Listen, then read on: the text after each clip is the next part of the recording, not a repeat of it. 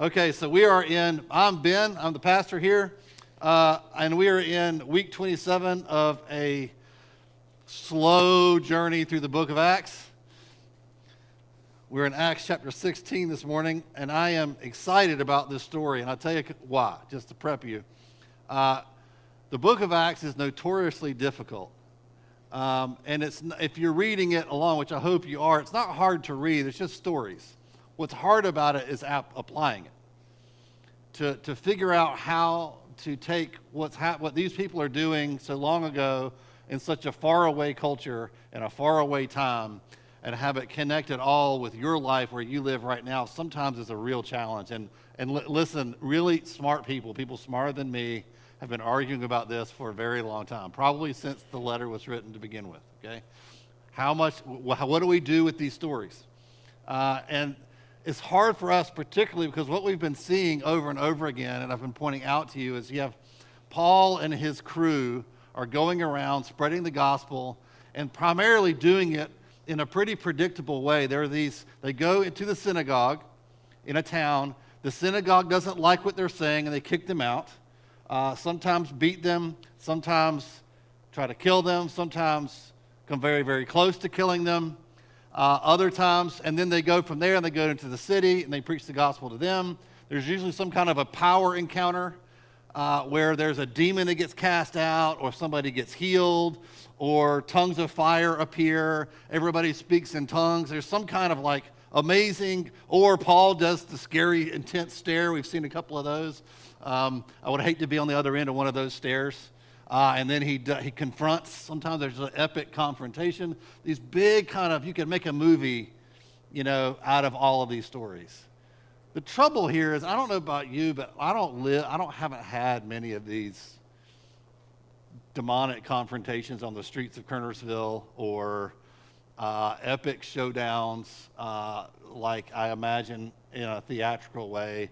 My life, our culture is real different. And Satan's strategy in our culture is not through obvious supernatural confrontations, because people don't believe in that stuff. Our struggle is different and our culture is different, partially because our culture was born out of a Christian morality and ethic. And everybody is familiar enough with Christianity, if only on a basic moral and ethical level, that they can easily dismiss it. It doesn't seem that foreign to preach most things out of the Bible. Even if people disagree with it, they kind of go, it's just a Christian. So we're not having these kinds of conflicts, and we're not doing a lot of arguing and debating over theology anymore. We're really defending stuff that people have already decided. And we're just going, hey, I really actually believe this. But we're not kind of searching around for what does God say about circumcision, right? We're not having those kinds of debates where no one's ever talked about it before until we brought it up. We're talking about stuff that's been decided on for 1,000+ years. So it's a very different situation. Sometimes it can be hard to make connections between these epic showdowns that Paul's having and your life today when you're standing in the line at Walmart, right? How do I bring that into, and we also, interestingly, the city center, the idea of standing in the middle of town and having debates over philosophy and religion, and that be normal. Listen, you can do that on the street corner in Kernersville, but it's not normal. Right? You can get the sandwich board and yell about the end is coming soon, but you're going to be seen as weird. And I'm not saying it's wrong or right. I'm just saying that's not a normal thing. The city center has disappeared. I remember in early 2000s when Twitter hit and Facebook became a thing, and everybody was like, the city center is moving online. And we were all very glassy-eyed and positive about the whole thing. And what we found is that's actually not true. It's more like there's no free exchange of ideas. Have you noticed?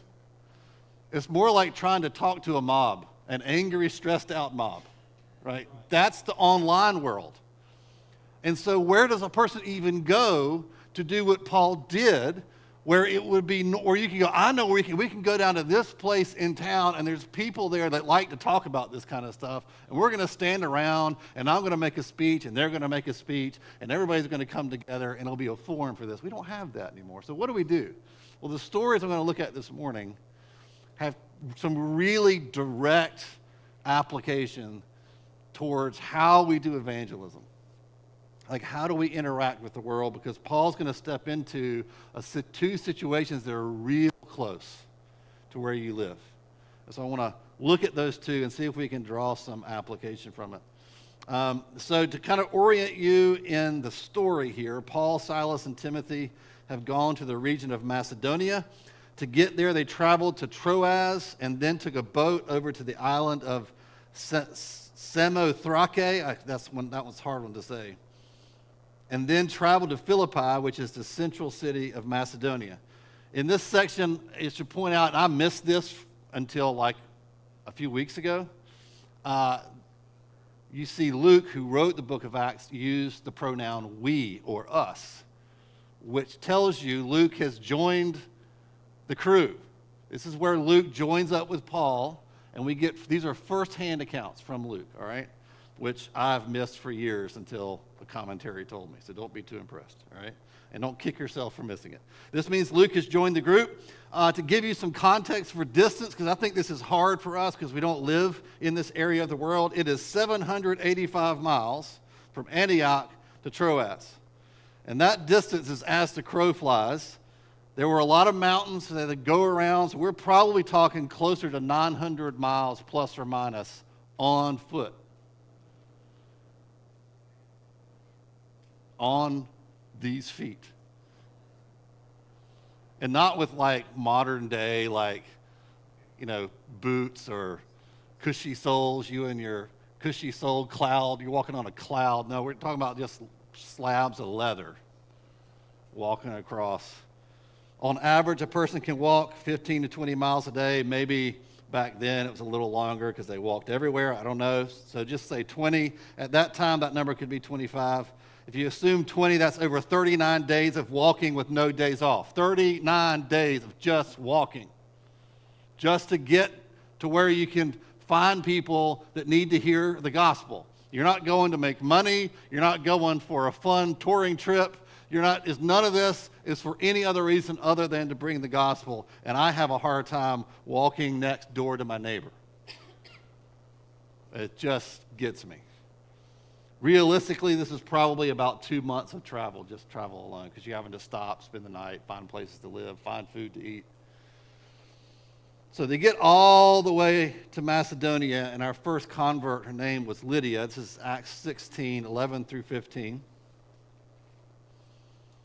Setting sail from Troas, we made a direct voyage to Samothrake, and the following day to Neapolis, and from there to Philippi, which is a leading city of the district of Macedonia and a Roman colony.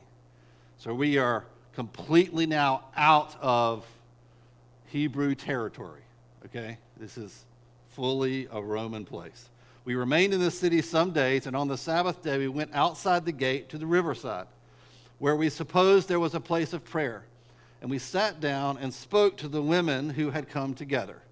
One who heard us was a woman named Lydia from the city of Thyatira, a seller of purple goods, who was a worshiper of God. The Lord opened her heart to pay attention to what was said by Paul, and after she was baptized and her household as well, she urged us, saying, "If you would have judged me to be faithful to the Lord, come to my house and stay." And she prevailed upon us. I love the way he says that. She prevailed upon us.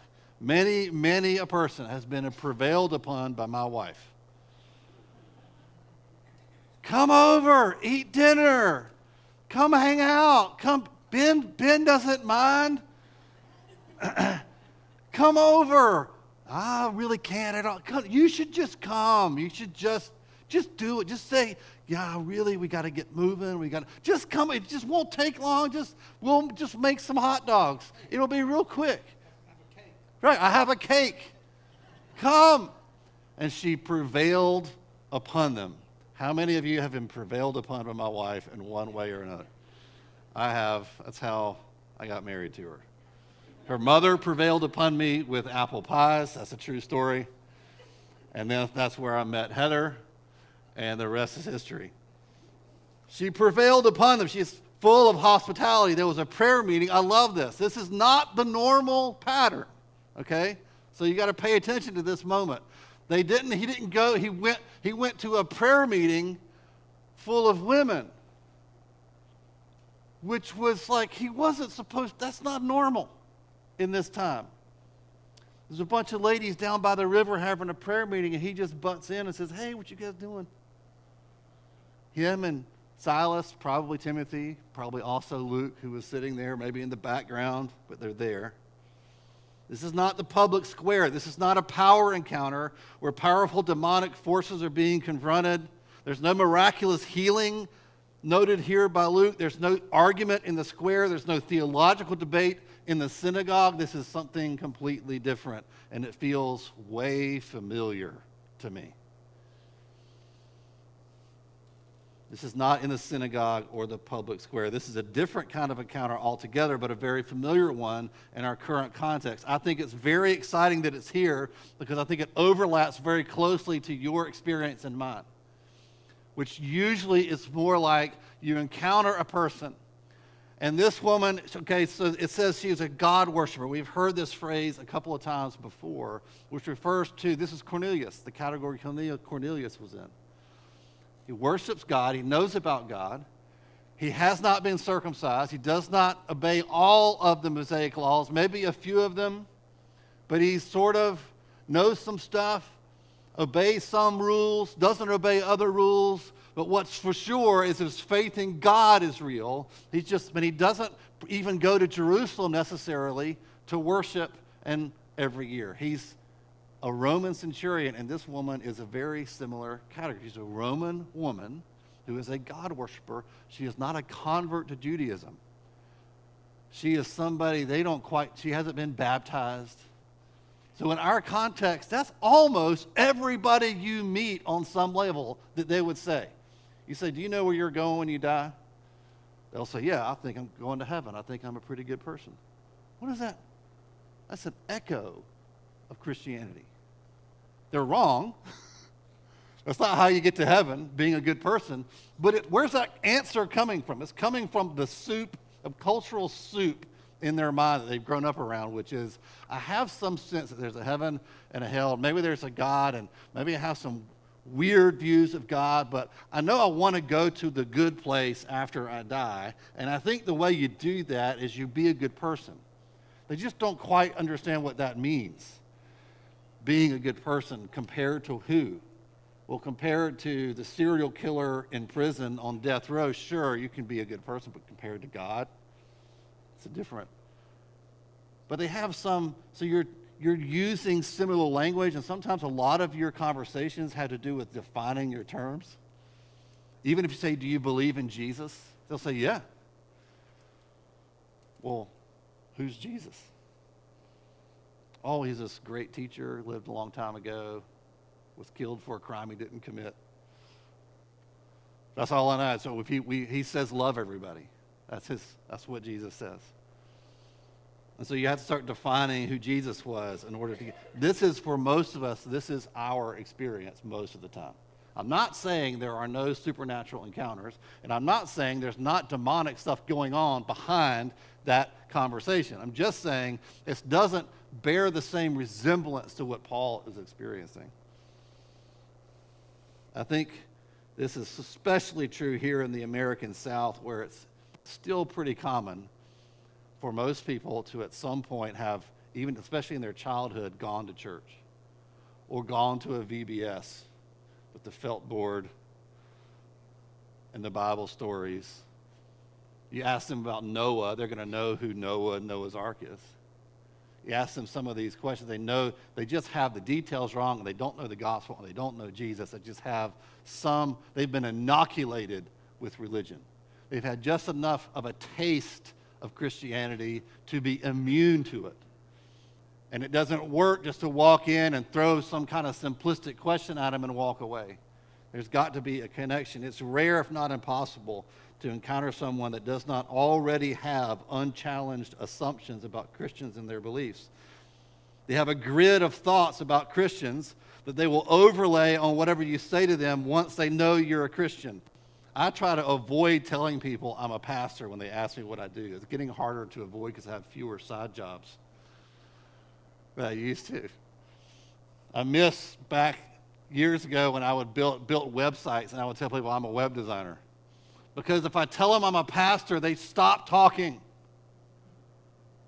And they stop cussing. And it upsets me that they were just cussing like a sailor and now they're not. I'm like, just go ahead, man. I want to know who you are for real, not whatever I think you should be. Like, go ahead and let it all hang out. At least they were dealing with reality.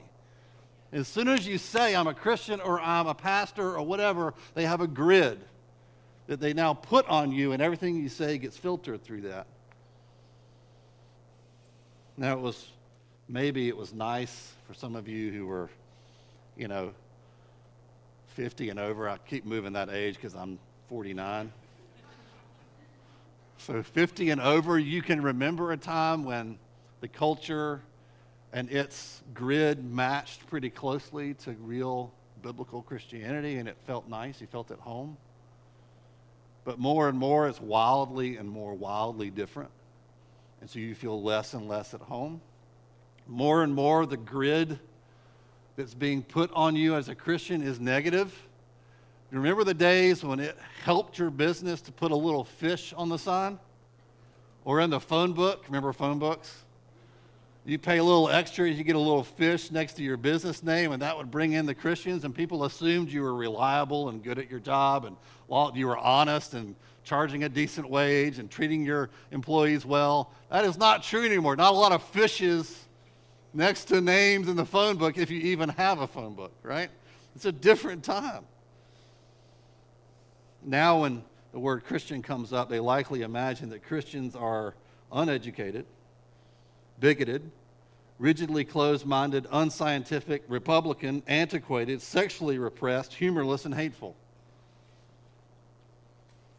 You don't laugh, and maybe some of those titles might stick and apply to some of us. I don't know.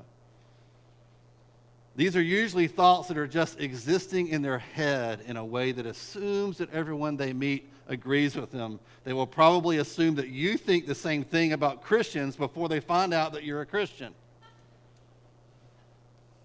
I had this happen the last time I got my hair cut. Girl's cutting my hair. She starts talking about, I don't know, whatever, and asks me what I do. And I said, I'm a pastor. And she starts talking about Jesus. And she was completely wrong about everything she said. And I'm like, I don't know where to start. Like, it's not just what you said. It's all the assumptions underneath what you just said. And I don't even know what to say right now. You're so wrong. You know? And you're like, okay, do I back up? Do I have to do a teaching starting in Genesis? What am I doing? I just want to get my hair cut, right? And she's talking, but she's saying it with this, like, you know what I'm talking about. She's not asking me what I think. She's saying, you know what I mean, like, you know. And she just goes off on this kind of weird thing, and I don't know where to start. Something's changed in our culture. Until you tell them otherwise, until you tell them you're a Christian, once you identify yourself as a Christian, those assumptions are superimposed on you, whether they're true or not.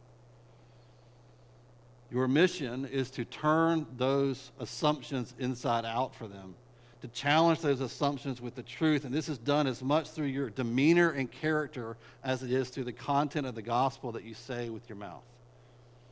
And this is what I see in Paul's interaction. He spends time. It's a one-on, maybe 5 people conversation. And the one that believes, her name is Lydia. So there's one out of that group who he talks to and spends time with. We don't know how long, but he talks with her, and we don't know what he says. I wish Luke had written down what he said, but it apparently wasn't a speech. You with me? It wasn't a sermon.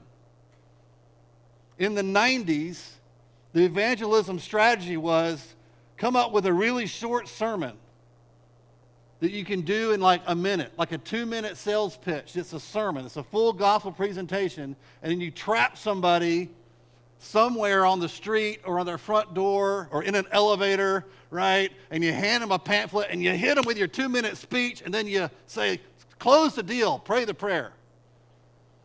And that doesn't work the same way when they don't have the same framework as you do. Paul takes time with her. I think we're living in an age where the evangelistic impact of miracles being done before a crowd will not be what it used to be. AI is doing weird things to our culture. And one of the things it's doing, and it's only going to get worse, is no one believes what they see anymore. I sure don't. And it's not just video. Everything that happens on a stage in front of a crowd has no impact. So the days of having a big tent meeting where we just want to see lots of miracles and lots of salvations and lots of that kind of stuff from the front, and everybody go, wow, and then they go tell their friends, and they all show up the next week, and now it's a crowd, and we call that revival. I don't know if that's going to happen again. This kind of evangelism that Paul is doing here is what we need, because it's face-to-face. It's right in front of you. It's your life, your character, your demeanor, the way you represent Christ, your ability to have a conversation with someone that's longer than 30 seconds and over text. Your ability to look at somebody in the eye and say, this is my testimony. This is what Jesus has done in my life. I can tell you personally, verifiably in my own life, I used to be this and now I'm this. The power of that is being amplified in your day right now. There's so many things about AI that's negative, but one positive is we can't phone it in on the internet anymore. It will not create a revival doing it online because nobody believes it anymore. They just don't. I don't. I can hardly believe what I see on the news. When I see the president say something, I'm going, I don't even know if that's him. I don't know. Why am I even watching this? I don't even know if it's real. And that's going to get harder and harder. So I'm just moved by Paul's simple demonstration of sitting in front of somebody and sharing his life with them for however long it took, and her hearing it and going, oh, that's real. I believe that. And then baptizing her. And she starts a church. Let's look at the next story. Verses 16 through 18, and as we were going to the place of prayer, we were met by a slave girl. So the place of prayer is probably that riverside area that we just talked about where Lydia was. He was met by a slave girl who had a spirit of divination and brought her owners much gain by fortune telling. Now there's a whole, when we get to chapter 19, there's one more encounter with a demonic spirit. And I'm going to take a couple of weeks and talk about the supernatural as like a little side trip, because that's a whole topic, all right? I'm not going to do it this morning. Just take it for granted that she was possessed by a demon that talked to her and told her things about the future. She was a false prophet, demonically empowered, and that was a normal thing at this time, and we'll talk about all that stuff later. But she's telling the future, and people are making money off it. So she has owners, this is gross on lots of levels, who are hiring her out to tell people their future. And then we also know historically that they were making money just to give access to her, but then she would give her prophecies with a lot of metaphors that were confusing. And then you could pay the owner to interpret her prophecy for you. So you get paid twice. You get paid to get in the room with her, and then you got to go, I don't know what that means. That's really weird. You're like, well, for a fee, I'll tell you what it means. Okay. And you pay the fee, and they tell you what it means. That's what's happening. They're making a lot of money, apparently. Apparently, this was a big part of the economy in this town. All right, so that's the background. Verse 17, she followed Paul and us, there's another us, crying out, quote, "These men are servants of the Most High God, who proclaim to you the way of salvation." Sounds pretty good. True prophecy. Verse 18, "And this she kept doing for many days. Paul, having become greatly annoyed," I think he was doing that intense look again, "turned and said to the Spirit, 'I command you in the name of Jesus Christ to come out of her.' And it came out that very hour," that very moment is what that means. So when she says that Paul and Silas are proclaiming the way of salvation, it's not as specific in Greek as it appears in English. It's not the way, it's a way. It's generic. It's ambiguous. I think this is really important to understand why Paul was annoyed. There's no indication she was mocking them. She's saying, these guys are servants or slaves just like me, but they're slaves of their God, Yahweh. I'm a slave of my God, this false spirit. They are showing you a way of salvation just like me. We're the same. You see that? She's relativizing Paul's message of the gospel. And she's saying, we're basically the same. We hear this all the time, don't we? Hey, you believe what you believe. I believe what I believe. There's lots of ways to God. Every religion is worshiping the same God with a different name. We're all on the same team, man. We all believe the same stuff. I mean, if, do unto others, you would have them do unto, we have the same rules. We have the same ideas, just in different languages from different places with different names attached, but we're all the same. Paul is having none of it.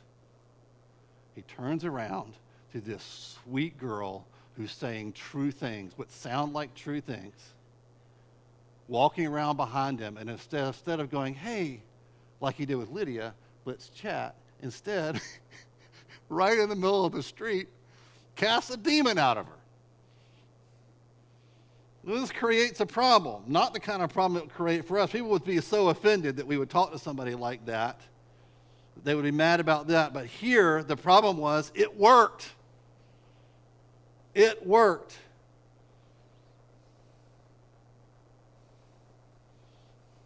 This ends with Paul and Silas ending up in prison. What's interesting about this to me is in this case, agreement is actually worse than disagreement. That's hard for us on a human level. Sometimes someone agreeing with you is worse than if they disagreed with you. Because what our culture has done, because it has this Christian foundation, it tries to relativize our faith and say we're the same. We both want to, make society better. We want to love people. We want to be kind to people. Being unkind is the first commandment in our culture. Don't be unkind. Always be kind. Always agree. Always agreement over truth. Agreeing is more important than standing up and saying the truth. So we lower the bar down to agreement, and we want unity over at any expense. And sometimes agreement is wrong. And that's what Paul does here. He recognizes the wrong kind of demonically motivated, relativistic agreement, and he rebukes it. He won't have it. Feels very familiar to me. Verse 19 through 24 tells us that when Paul cast the demon out of the girl, she lost her power. Uh-oh. First of all, that tells us that it was a real power.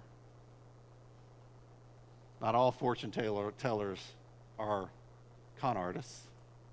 There's a real demonic power. I don't understand all that.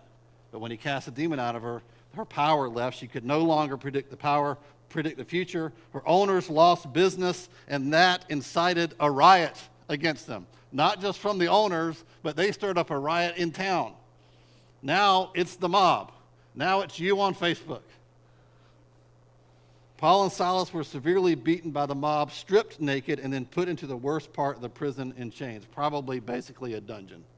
The bottom of the prison, which already was just a hole in the ground, where all the gross stuff drains down to. And they're in chains with no clothes, having been beaten. Here's what happens, 25 through 34.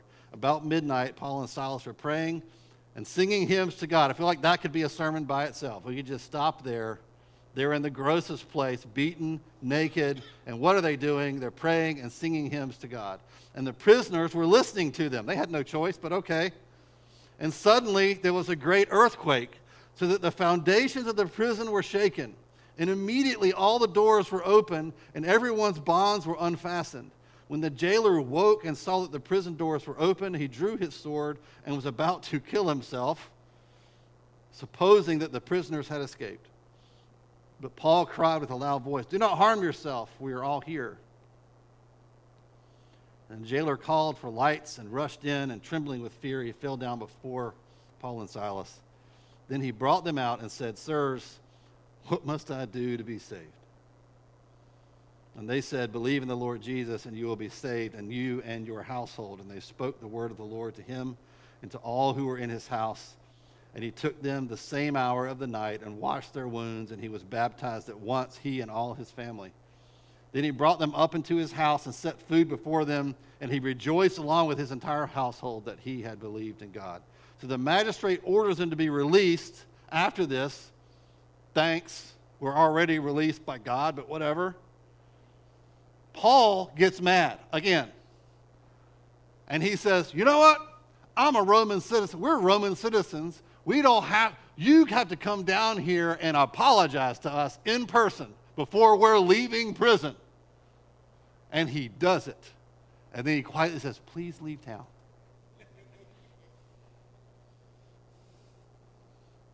So they came and apologized to them, and they took them out. I love this last sentence in verse 40. So they went out of the prison and visited Lydia. And when they had seen the brothers, they encouraged them and then departed. He didn't quite obey orders. He went and saw Lydia first. The first disciple in Philippi. A woman he met praying down by the river. Not in the city center where the Spirit fell in the crowd and thousands were saved. Not some priest at the temple or at the synagogue after debating for hours. It was a woman by the river in Philippi that started that church, which became one of his favorite places if you read his letter to the Philippians. It's one of the most warm-hearted. He's aching to be with them. Lydia had to be in that list of people. The slave girl is not listed as being converted. There is a power encounter, but it doesn't appear to have resulted in faith on the part of the girl or her owners. It was the resulting persecution. Maybe that was ordained by God. He said, "Look, you guys are going to get beaten up, but I got to get you into the prison to this jailer. And the only way I can come up with is you're going to have to get stripped naked, beaten up, and thrown into the prison. Then I'm going to do some cool stuff that no one's going to see but the jailer, and then he's going to get saved. So in you go." What's my conclusion? I have 5 principles. 1, you never know where you'll find a seeker. Both of these were surprises. Lydia by the river and the jailer in the jail. Both of these people, if Paul had done his normal strategy, he would have never even encountered them. Never would have seen them, never would have talked to them. 2, you never know what God will use of you to reach someone. I think a lot of times this other danger in reading Acts is if you don't feel equipped in terms of your gifting, your spiritual gifts, to stand in front of a crowd, argue with them, and debate them, and win the debate, and then maybe they'll believe. If you don't have that gifting, you kind of feel like, well, what does this have to say to me? Paul uses none of those gifts in either one of these instances. In one of them, his gift is getting beaten up. That's his gift.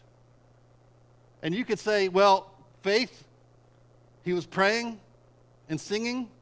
I don't know, but that's not the usual Paul that we see. Any of you are qualified to get beaten up for Jesus.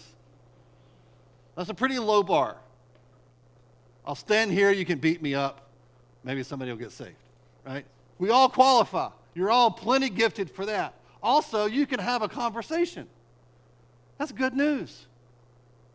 Like, that's how Philippi became a hub for Christianity in Macedonia, was having a conversation and getting beaten up. That was it. I think that's a pretty low bar. It's exciting. You never know of your gifts what God will use to transform a city. You do not know. So don't discount what God's given you. 3, you cannot predict who will be soft-hearted and who will be hard-hearted. Jesus doesn't have a type. You know that? You never know. The person who seems unbelievably far from God. Unbelievably far. There's no way that person will ever go from hard-hearted to soft-hearted. That person is just done. And sometimes the people who look totally just on the verge of believing are the ones that are the hardest. The ones who have been inoculated with religion, in my experience, are the hardest ones to see Christ for who he is. The people who feel like they are self-justified. The people who feel as though they are a good person, they come from good stock, they do good stuff, they donate to charity, they go to church once, twice a year on the high holy days of Christmas and Easter and Mother's Day. And that's when I go. I attend church. I have good friends. I don't say the wrong words online. I say the right words. I've got the list of words I'm supposed to say, and I got the list of words I'm not supposed to say, and I keep track of it. I'm a good person. That person is hard to reach. We tend to look at those people like, oh, they're so close. And the people who are really messed up, the jailer working the worst job in town in the bottom of the jail, and if he screws up one time, you know the rule was in Rome is if you didn't do your job well, you got the punishment of the person that escaped. That tells you, one, Paul and Silas are probably going to get killed because he was about to kill himself. He said, I'd rather take my own life than be whatever's going to happen to those guys is going to happen to me. It's a tough job. You never know who's in and who's out until you ask. Relativism. Number 4, relativism is a demonic anti-gospel strategy from Satan. Truth about Jesus is more important than agreement. Now, I'm not saying be a jerk. Don't start fights. But your goal in life is not to agree with everybody. The truth about Jesus is more important. And lastly, up-close evangelism is just as powerful as spectacle evangelism. We see both in Scripture. They're both wonderful. Doing miracles in the public square, I really want to see the dead raised here in this room. How cool would that be? I mean, I'm up for it. I mean, if you're the dead person, you're probably not up for it. Y'all raised me from the bed dead, I'm coming up mad and I'm coming up swinging. I was happy. You know where I was? And you brought me back here with you people. I love you, but it's not a good trade. I can wait for you to join me later. It's fine. But I want that. But you know what else? Maybe even more as I want to see you having conversations like this with real people over time, where they can see the character and the aroma of Christ on your life. They see how you act when you're stressed out. They see how you act when you're having a hard day. You're a normal person. And they see the testimony of Jesus in your life over time, and they're drawn by it. And all of their assumptions about Christians get challenged. And they go, well, I thought Christians were this way. And first they'll say, well, you're just one of the good ones. You're just, you're a rare exception to what I think is the rule. Is most Christians are like this. You're just not like that. Somehow you're unique. And then you introduce them to your friends. And they find out you're all weird. But you're weird in a wonderful way. You're weird in a way that's winsome and attractive. And they go, maybe I've misunderstood what Christianity is and that you actually represent the real thing. That's what I want to see happen. and we can have the dead raised. That would be a cool combo. So why don't we stand together? I want to pray for this, and then we're going to take communion together.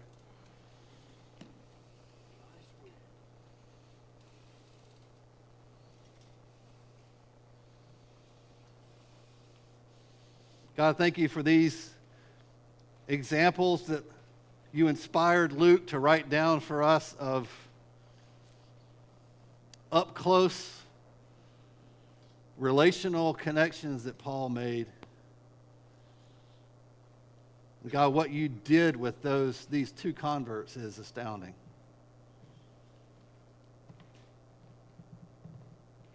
From these two seeds, you grew a church that changed the world.